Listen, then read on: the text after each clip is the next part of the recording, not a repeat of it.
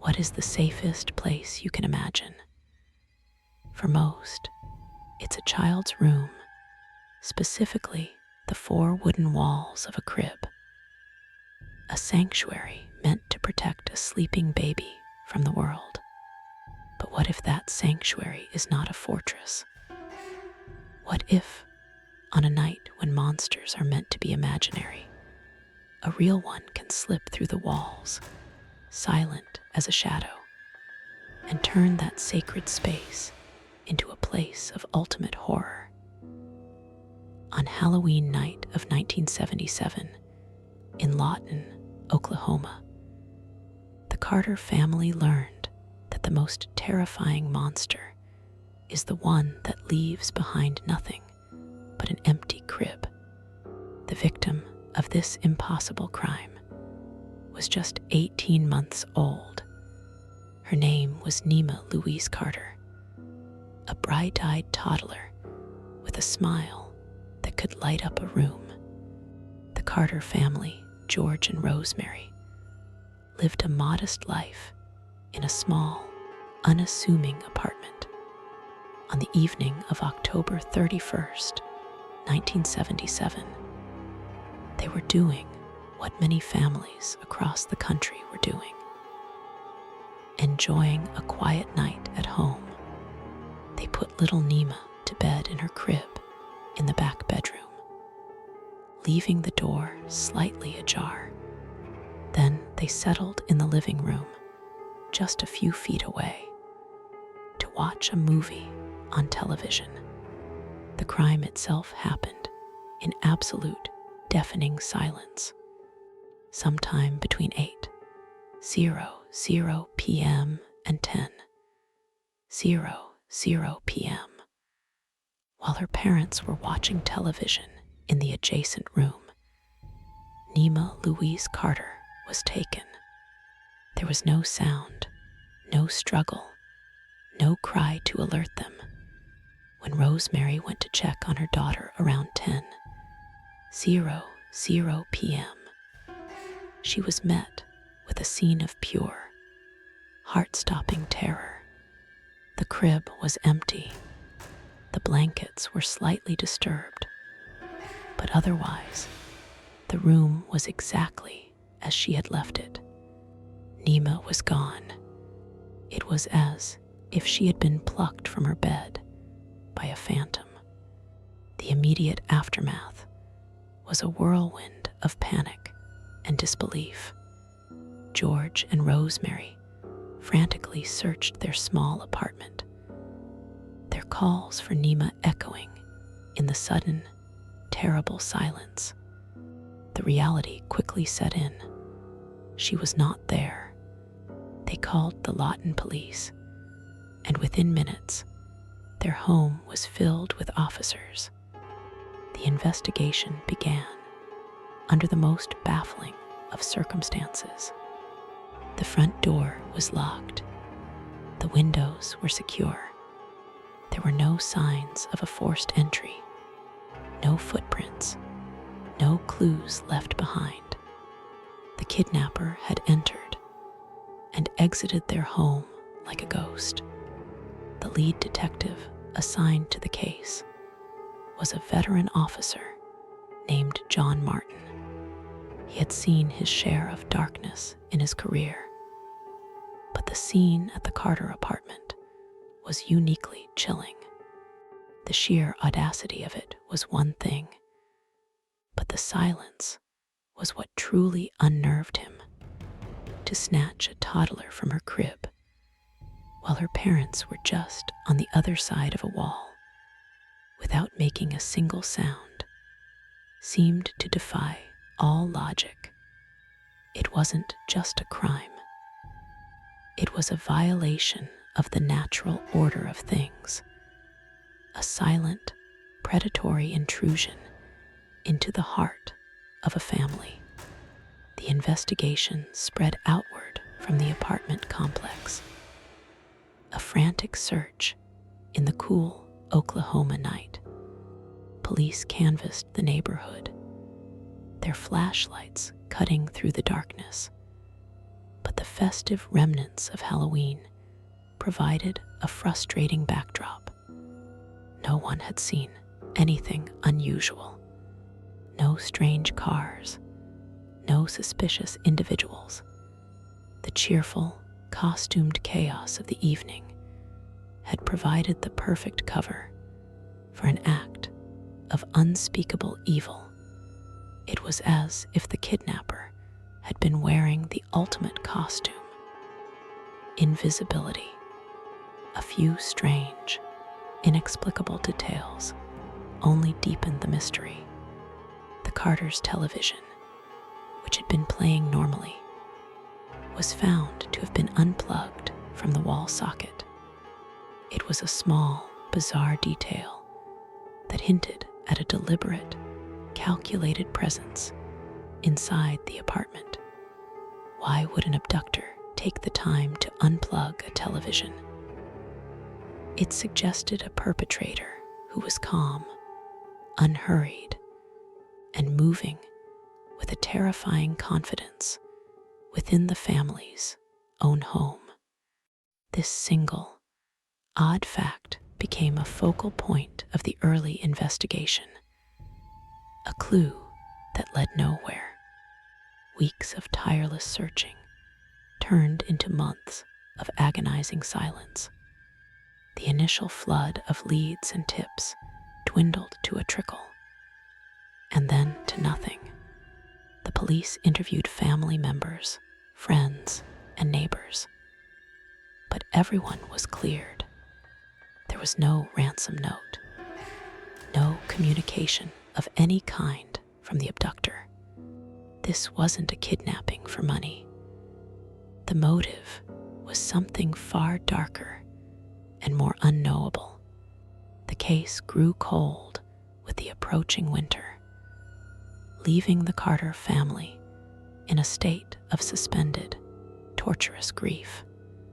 Detective Martin became obsessed with the case. He would spend his nights poring over the file. The image of the empty crib burned into his memory. He was haunted by the silence of it all. How could a child be stolen so quietly? He considered every possibility, from a planned abduction by someone they knew to a random, opportunistic predator. But every theory slammed into the same wall: the lack of any physical evidence, any witness, any sound. It was the perfect crime, committed by a whisper in the night. The parents, George and Rosemary, were living in a waking nightmare. Their home, once a place of safety and happiness, had become a permanent crime scene, a constant reminder of their loss. Every corner of the apartment held a memory of Nima, and the silence was now filled with her absence. They were subjected to the inevitable whispers and suspicions that fall upon parents in such cases. Another layer of cruelty on top of their unimaginable pain. Their lives had been shattered, and the police had no answers for them. As the years passed, the case of Nima Louise Carter faded from the headlines, but it never faded from the consciousness of the community. It became a local ghost story, a cautionary tale whispered by parents to their children, the story of the baby who vanished from her crib on Halloween became a piece of Lawton's dark folklore, a real-life boogeyman story that was all the more terrifying because it was true. The empty crib was no longer just a piece of furniture. It was a symbol of ultimate vulnerability. Then, in the mid-1980s, nearly a decade after Nima vanished, a flicker of movement in the cold case provided a shocking and horrifying new direction. The breakthrough didn't come from a dramatic confession or a newly discovered piece of DNA. It came from a series of interviews conducted by a new detective who had taken an interest in the case. He was looking into unsolved child abductions and noticed a potential pattern, a faint thread connecting Nima's disappearance to other disturbing events in the region. The investigation turned its focus toward a transient carnival worker who had been in the Lawton area in the fall of 1977. This individual had a history of child-related offenses and was known to move silently from town to town. Following the carnival circuit, he was a ghost in the system, a man who existed on the fringes of society. Witnesses from the time were re-interviewed, and a few recalled seeing a man matching his description near the Carter's apartment complex in the days leading up to Halloween. The most chilling part of this new lead was the man's alleged modus operandi. In other cases he was suspected of, the perpetrator was known for his stealth. He was a prowler, a window peeper, someone who could reportedly enter homes without making a sound. The detail about the unplugged television suddenly took on a new, more sinister meaning. It was suggested that this was a signature of his, a way to ensure total darkness and silence, a way to control the environment before he committed his crime. Investigators managed to track down the former carnival worker, now an old man living in poverty in another state. When confronted with the Nima Carter case, he was cagey and evasive. He denied everything, but the detectives who interviewed him reported a cold, predatory intelligence in his eyes. He seemed to toy with them, offering fragmented, contradictory statements. He never confessed, but he left the investigators with the terrifying certainty that they were talking to the man who had stolen Nima from her crib all those years ago. This new information, while a massive breakthrough in the theory of the case, was a dead end in practice. Without a confession, a body, or any physical evidence linking the man to the crime scene, a prosecution was impossible. The statute of limitations on kidnapping had long since passed, and they could not prove a murder had even occurred. The man was a ghost they could finally see, but he was still untouchable. The legal system was powerless to bring him to justice. The aftermath for the Carter family was a new form of torture. For years, they had lived with the agonizing void of the unknown. Now they had a face to put to their nightmare, a name for the monster who had haunted their lives. But there was no justice, no trial, no public accounting for the crime. The knowledge of who likely took their daughter, and the fact that he would never pay for it, was a uniquely cruel kind of closure. It was an answer that provided no peace, only a renewed and focused wave of grief and rage. The suspect, the former carnival worker, died of natural causes a few years after he was interviewed. He took his secrets with him to the grave. He never revealed what he did with Nima, where she was, or why he had chosen their family on that terrible Halloween night. The last, best hope of ever finding out what happened to Nima Louise Carter was gone, extinguished with the final breath of a monster who had lived his life in the shadows. George and Rosemary Carter eventually moved away from Lawton, unable to escape the ghosts of their former life. The pain of Nima's loss never subsided. They had other children, but the hole in their family, the empty space where their firstborn daughter should have been, was a permanent wound. They lived the rest of their lives under the shadow of that one Halloween night, a night that had stolen their daughter and their peace forever. The Lawton Police Department officially lists the Nima Louise Carter case as an unsolved abduction.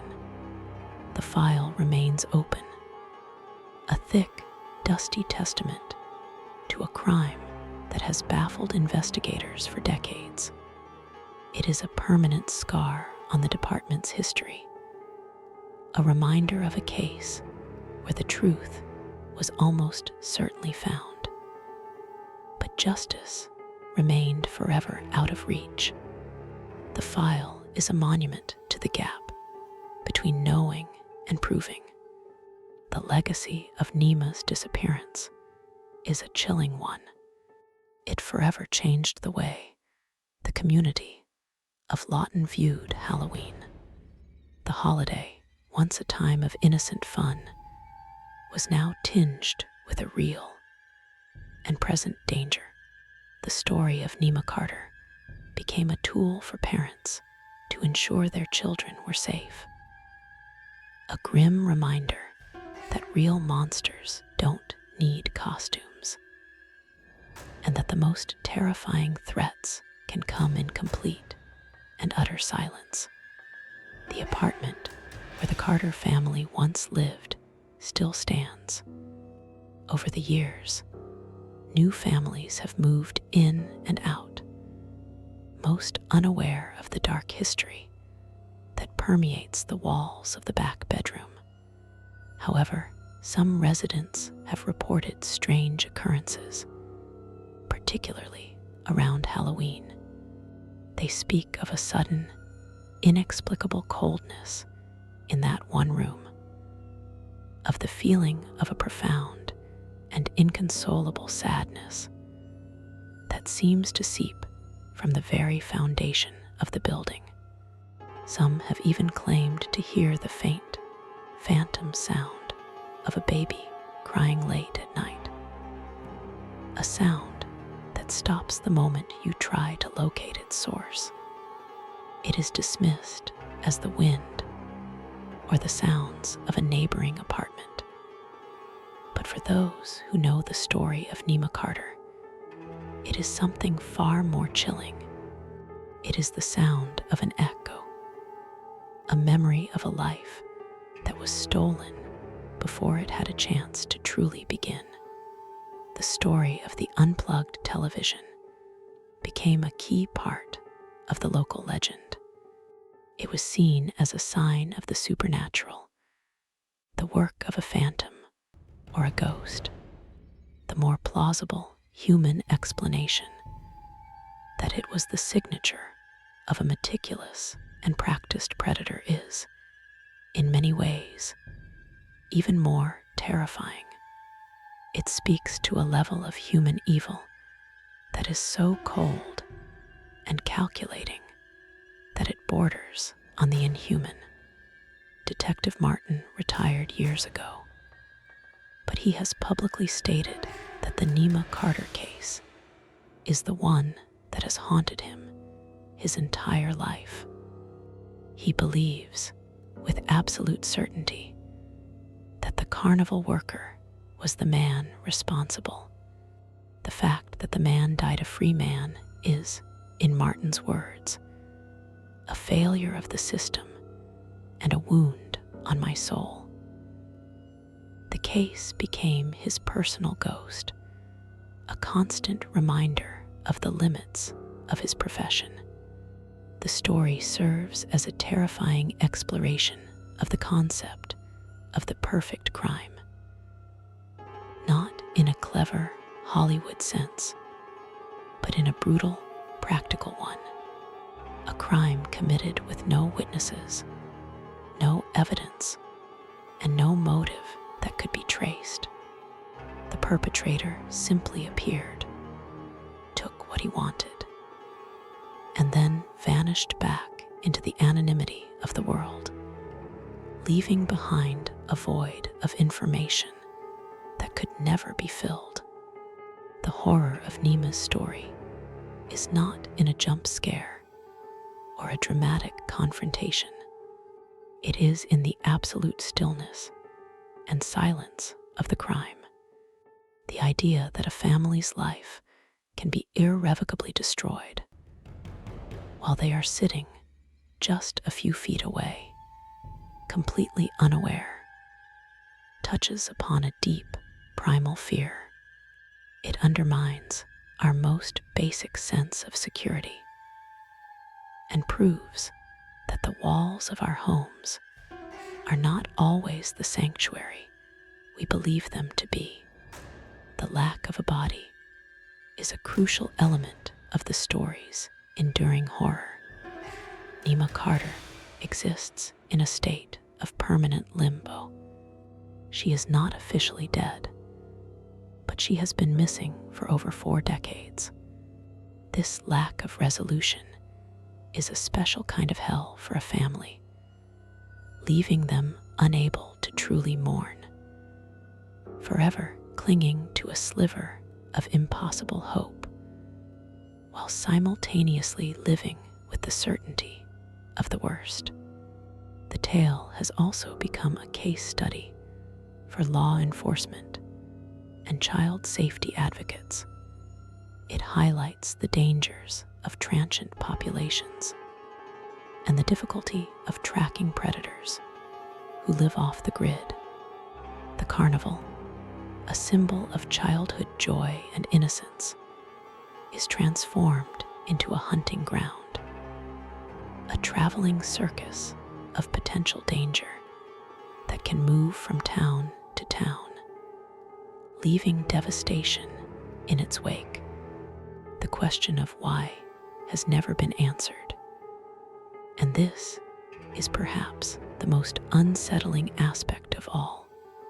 The crime seems to have been utterly random, the act of a predator who saw an opportunity and took it. The Carter family was not targeted for any specific reason. They were simply the unlucky ones whose window was unlocked, whose child was sleeping soundly on a night when a monster was out hunting.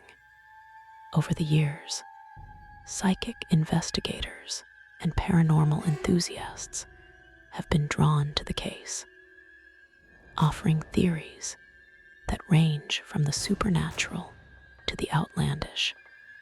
But these theories only serve to obscure the far more terrifying, plausible truth that the monster who took Nima Carter was not a demon or a ghost, but a man who walked and breathed and blended into the crowd, his evil hidden behind an ordinary face.